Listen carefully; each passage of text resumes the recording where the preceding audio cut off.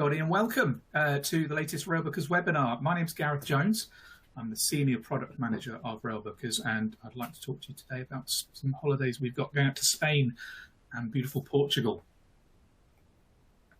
First of all, some of you may be aware of Railbookers and who we are and what we do. This may not be your first webinar. If it is, though, I think it's a good idea to cover who we are and what we do. We're rail experts. You'd hope with a name like Railbookers, we know about trains and all the best routes, etc. We have access to the very best seats for you as well. Hotel choices. Now, all of our holiday packages include hotel accommodation, train travel, plus amazing activities. They are, of course, based on particular hotels. Generally, we're looking at 4-star hotels, but we have a huge range of great city centre hotels from 3, 4 and 5-star. And you can change those hotels. You can speak to our sales teams and discuss the hotel options in each place, and we can make those adjustments for you. You can book from now until 2 years in advance. So we're taking bookings for July 2024 at this stage as well. It's great, of course, if you want to get away for a quick getaway now, or if you're looking for that sort of big trip of a lifetime. No problem. It's just a small deposit at this stage, and then the remaining balance isn't due until 3 months prior to the trip. And that balance, that total cost doesn't change at all. So guaranteeing prices as far as 2024 at this stage. As said, we package it all together for you. There's no piecing it together for yourselves. If you have tried to look at booking a rail holiday yourself before, it's not particularly easy. Lots of different train systems that you have to use, lots of different booking windows of when different trains become available. Then you've got the hotel websites, etc. Then the activity websites as well. We make it so much easier. Independent travel, as mentioned, you've got so many choices in the trips in terms of the hotels, the class of travel on the trains, but do bear in mind you're not being led. It's you've got to stick to the train times, of course, and the activities, the tours that you might book in each destination as well, but the rest of the time it's up to you guys to enjoy your holiday as you wish. The choice is yours. As mentioned, it really is, from the sightseeing, from the hotels. We have over 3,000 different itineraries worldwide, and you can shop them and change them as much as you like to make them your own personal itinerary. Now, if you do like looking at brochures, we do have digital brochures available. You can download those on railbookers.co.uk. The website, of course, is the best resource for all of our holiday packages, but what's great about the digital brochures, it kind of narrows in, as we are on this webinar, at certain areas of the world. So we have a Scotland, UK and Ireland, so if you're looking to stay domestic for the next year or so. If you are taking a river cruise, for example, somewhere, why not look at some holidays in terms of taking the train there or taking the train back, for example. Luxury rail journeys as well. We've got some great itineraries with the Venice Simplon Orient Express, stopping off at Switzerland on the way. Some great itineraries. Again, there's a digital brochure all based around luxury journeys. And what's great as well is Railbookers, we're a global company. So wherever you are in the world, you'll be able to call a number, get through to one of the team. We have an office on either coast of the US, an office in Canada, Australia, London, of course, and Sydney, Australia. So wherever you're in the world, no matter the time of day, if there's an issue, you have any questions, you contact us and we can help. And this is just to give you an idea of our direct rail partnerships. So what do I mean by that? I mean, we have direct booking systems with all the major rail operators in the world. We have access to the best seats, better fares than are made available to the public. Yeah, I mean, Trenitalia in Italy, Deutsche Bahn, Germany, and pretty much covering the rest of Eastern Europe as well. Over in the North America, Via Rail and Amtrak, we're one of the biggest partners of Amtrak in the US. But then, of course, Renfe in Spain and Journey Beyond down in Australia. Now, this is quite fun as well. You can download these on the website. This is a European rail map that we've put together just to give you an idea of some of the key lines in terms of how you can get from A to B, for example. But again, that's where we come in. It's just to make these things as simple as possible for you. So let's have a look at some holidays, shall we? First up, historic cities of Spain. Now, what we do, we always include the travel to and from the UK. You mentioned here London, but of course that's where the Eurostar goes from. We can include the travel from your local station, if you like. Here, this holiday particularly starts with the train. London to Paris, change station to Paris, then direct train down to Barcelona. If you'd rather not do that, again, the flexibility in terms of how we operate, we can fly. You can fly from London to Barcelona if you prefer, and then back from Madrid. The package cost here, so we've got a starting price of 1,529 per person. That includes all the train travel, as highlighted there, hotel accommodation, central 3 or 4-star hotels, including breakfast as well. Excuse me. The flight from Madrid back to the UK as well. Again, you don't have to fly back to a London airport, come back to your local airport. And great sightseeing activities as well. In Barcelona, you've got a tour of Sagrada Familia, Santiago de Compostela. You've got a great walking tour as well. Barcelona, I mean, it's one of the most popular destinations for customers from the UK, particularly this year. It's incredibly busy as well, but it's so diverse and wonderful. Not only beautiful beaches, beautiful architecture, of course, with Sagrada Familia and Gaudi's amazing other buildings, Park Güell, but also the rich culture, particularly in the Gothic culture as well. Great food, great weather, of course, great beaches, beautiful destination. It really is. Pamplona, of course, famous for the running with the bulls, but luckily enough, that's just a couple of weeks in April, I think it is, forgive me. But again, rich history and beautiful architecture. Leon, huge medieval history, the capital of the old Kingdom of Leon as well. Beautiful cathedral right in the middle of town, Plaza Mayor. And then Santiago de Compostela, of course, the end of the Camino, the St. James's Camino, sorry, I forgot that, you know what I mean. Huge history as well, and beautiful, beautiful cathedral. And then, of course, finally ending in Madrid. So Madrid, the centre of Spain, of course, and the capital. Rich culture, great kind of food, particularly the tapas side of things. Plaza Mayor, Puerta del Sol, some great public spaces where you just kind of sit down, enjoy some tapas and a drink and watch the world go by. Next up, 3 of the most popular destinations in Spain: Barcelona, Madrid and Seville. Now, we do have a range of holidays with the Grand, so you'll have a Barcelona, Seville and Madrid standard package, and then you've got a Grand Barcelona, Seville and Madrid. The main difference is Grand will include first-class travel on the trains, or in Spain, as they call it, preferente, where you do get a meal on most of the services, and much more legroom, more space. The main difference is in the carriages. You've got, in standard class, you have 2 seats one side of the aisle and 2 seats next to it on the other. In preferente or first class, you'll have 2 seats on one side and 1 seat on the other side, so 2 seats facing one another generally. So if you're travelling just the 2 of you, perfect and really comfortable to upgrade. Not much difference in cost as well, generally around about kind of 20, possibly 30 euros, depending on the availability. Here as well, so we've got 3 nights in each: 3 nights Barcelona, 3 nights Madrid, and 2 nights in wonderful Seville. Flight in and flight out, that's all including the cost as well. And then you've got some great activities. So we've got the tour of the Sagrada Familia. You've got a Barcelona card, which includes the hop-on, hop-off bus tour, it's just a wonderful way of kind of getting around the city. Barcelona is slightly kind of hilly once you get out from the other side of Diagonal.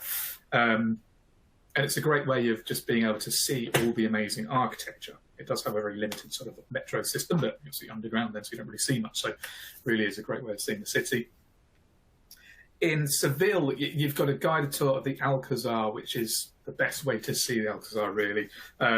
Still owned by the Spanish royal family. It's still very much like kind of Windsor, I guess, in British sense, but amazingly decorative. I mean, the history going back to the sort of Moorish Empire and then the Spanish sort of empire as well. Seville being the place where the riches from South America and the conquistadors, etc., came into the country. So huge riches and huge architectural riches in Seville. But then in Madrid as well, you've got a great tour of the Prado Museum, one of the best art galleries in Europe, of course, one of the best Spanish collections, of course, and also a tapas tour, so going to some really iconic and slightly off the beaten track tapas bars in Madrid. Not your typical kind of tourist haunts, so go and kind of really experience it with the locals. So, of course, as mentioned, there's Barcelona. And Seville, this tower, it's beautiful, right on the river. It's a lovely walk along the river, actually. And just a bit further along is the old bullring that you can have a tour of the bullring if you like as well. But there's some wonderful sort of tapas places along the river as well.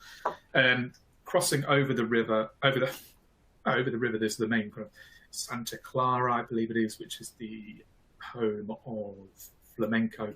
Arguably, don't talk to people in Granada about where the home of flamenco is because it's there. It's there. But the main sort of downtown, old town area, some wonderful, lovely hotels, some smaller hotel properties as well, with a rooftop or a rooftop bar as well, because it's great weather. Really great time to travel to Seville, particularly as kind of September, October as well, where it does cool down around about this sort of time. July, for example, June, July, it can get very, very hot. So September, October, great time to visit. And Madrid, again, of course, then there's the Gran Via, the sort of main strip in Madrid. Again, beautiful architecture. Now, we've looked at Seville, but of course, one of the most popular, and rightly so, regions of Spain is Andalusia. And we do have a great kind of collection of holidays that see sort of the highlights of Andalusia. Some get a bit more in-depth than others. The Andalusian Explorer, is possibly our most popular. Flights into and out of Malaga. So fly into Malaga and fly out of Malaga. One night at the beginning and one night at the end. And then it's up to Granada. For 2 nights in Granada, I mean, you get to see the Alhambra, which is possibly one of the world's best sights in my eyes. Really is amazing. Cordoba. I've only spent 2 nights there myself, so I had a full day, and it is phenomenal. Just the rich history there is absolutely breathtaking. Obviously, it used to be the capital of the Moorish Empire. And then Seville as well. We looked at the riches there before travelling back to Malaga and having a night before flying back to the UK as well. So Malaga, the Alcazar in Malaga is pretty impressive as well, the old castle top of the hill. We actually work with Parador hotels in Spain, which, if you're not aware of them, they're actually state-owned, but they're a collection of just ancient buildings, old and ancient buildings. Some of them are slightly out of town. The one in Malaga, which is actually the top of the Alcazar, is particularly impressive. I stayed there myself many years ago, and you've got some great views over the city as well, and down to the old ballroom. Beautiful old building. Malaga also has a great Picasso museum as well, so it's worth spending some time there. Of course, lovely beach if you're looking to extend the stay to get some beach action as well.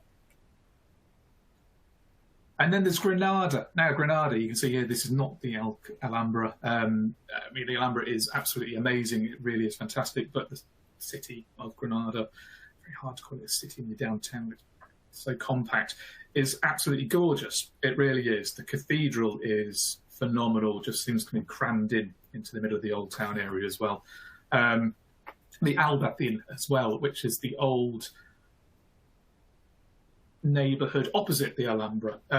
It's where sort of the gypsies lived in caves, and again, this is where they argue that flamenco was first kind of discovered, but where they started flamenco, and flamenco movement started.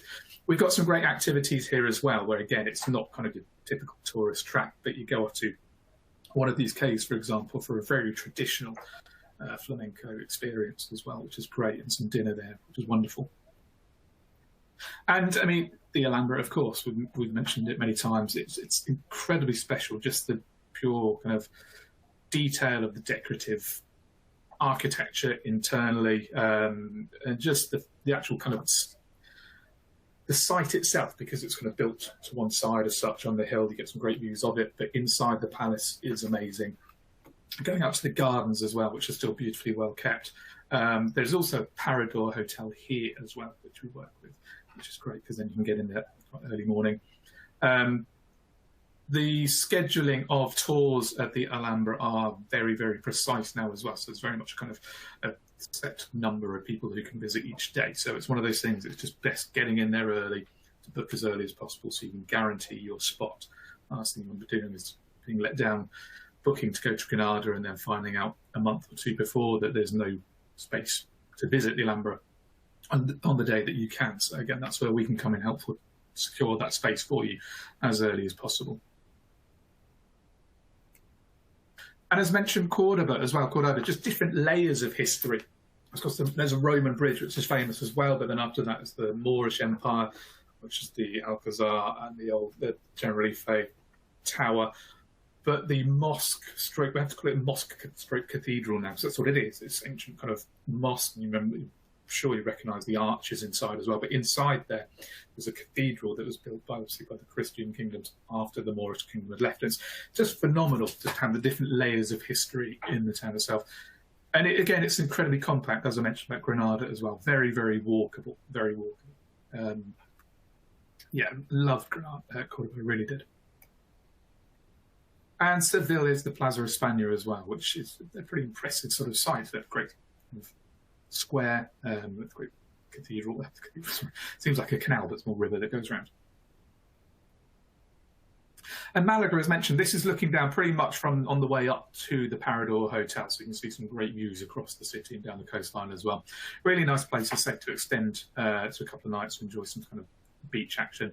As mentioned, you've got a night at the beginning and the end on this holiday, but with the flexibility, if you wanted to extend and add a couple of nights on, no problem at all. Just let us know and we can make that adjustment for you. Right, now we're crossing over the border into Portugal. Now, the Iberian Peninsula always amazes me just how kind of compact it is, but how different they are, Spain and Portugal. Here, flight in and flight out. So fly into Lisbon, fly out of Porto, 4 nights in Lisbon, 3 nights in Porto. Great high-speed train connection go between the two. It's the only high-speed line in Portugal. It's actually very similar to, well, it's a Pendolino train that we're used to in the UK, of course. So a leaning train. Heading north, the last sort of hour or so is very pretty, actually, because you're going along the coastline into Porto. So quite scenic. Sit on the left-hand side, as far as I remember. In Lisbon as well. So you've got sort of a hop on a bus tour of the town again. It's a nice way to see the whole town, etc. But you've also got a great day trip going out to the coast, so Sintra and Cascais, the sort of ancient hilltop palaces of Sintra, very colourful, and Cascais and Estoril that you pass through. It's like the how do you call it? Portuguese Riviera, shall we say, along there. Beautiful coastline, beautiful beaches. It's a local train that passes through there, so you can only buy tickets locally. That's why we suggest you take a small group tour here. It's a maximum of 8 people, so you're going to make some friends as you go. If you'd rather have a private tour, let us know. We can organise that as well, no problem. And then once you're up in Porto as well, 3 nights, obviously, it's kind of the heart of the city is the Douro River. You do get a cruise on the Douro included here as well, just a couple of hours to see the bridges. And let's just remind ourselves of how these places look. There's kind of Lisbon, that's going out towards Estoril and the coastline area. One thing on Lisbon as well, of course, have a trip on one of the beautiful, colourful trams as well, which is still running. And don't forget to get yourself some custard tarts, particularly gorgeous. And Porto, as mentioned, down on the river. Beautiful weather, and very, very different as well. Of course, you find that in most cities of the country. The main city in the north, very different to the main city in the south, but very, very different in terms of atmosphere. And in Porto, I mentioned the river, the Douro is the most popular thing as well, but of course you've got the wine cellars down by the river. Again, if you want the kind of guided tour, let us know. These are the sort of things that we have in-house, lots of options like that to take care of. Ooh. Now, here is Vigo. Sorry, I've got a slide in the wrong place here, but don't worry, that's fine. Vigo is actually a town to the north of Porto. And it is important because it's one of the only possibly ways of best rail connection from Spain into Portugal. And we'll see why on this next holiday here. Here it is, Lisbon, Porto, Galicia and Madrid. So, as I was saying, the Iberian Peninsula, even though it's kind of one lump of land essentially, the rail connections between Portugal and Spain are awful. They really are. There used to be a direct train from Madrid to Lisbon, got taken away a few years ago now, before COVID even, just because no one was using it really. There is a way of doing it from Madrid to Lisbon, but it's around about sort of 4 different changes. There's a small border town called Badajoz, where you can change trains and things. The other way of doing it is by bus. So there's a regular bus service from Seville going down to Faro in the south of Portugal in the Algarve. It's only a couple of hours journey.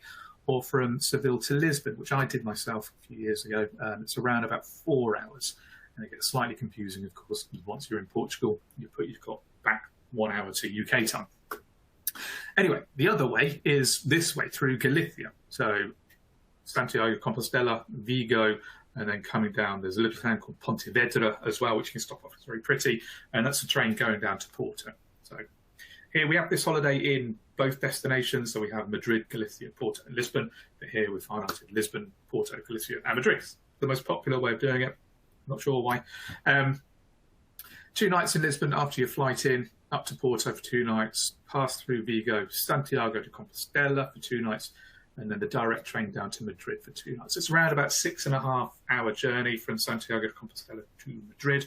So it's a long journey, but very pretty, coming through the kind of Galician countryside first of all. And yeah, it's wonderful. It's a great way of experiencing the diversity of the Iberian Peninsula. If you've been down to the south of Spain previously, which many of us in the UK have been, it's really interesting seeing Galicia particularly, which of course is a beautiful region and some amazing food, but also some amazing scenery, some amazing history and very diverse destinations. You've got the glitz and glamour and colour of Lisbon. You've got the sort of, not industrial, shall we say, but the northern kind of hilly river side setting of Porto, obviously the ancient history of Santiago de Compostela, and then cosmopolitan Madrid at the end. So I said there's the trams that I mentioned as well. Really handy way. Lisbon is fairly hilly. Of course, Porto is hilly because it's kind of very steep slopes down to the River Douro, but Lisbon kind of does slope away from the coast a little bit. Porto, I mean, that's a lovely journey as well on the cable car across the river. It is very hilly, as I said, kind of both sides as well, but really lovely, kind of walkable. And St James, the Cathedral of St James, of course, in Santiago de Compostela. We've got a tour organised of the cathedral itself included, and then Madrid, of course.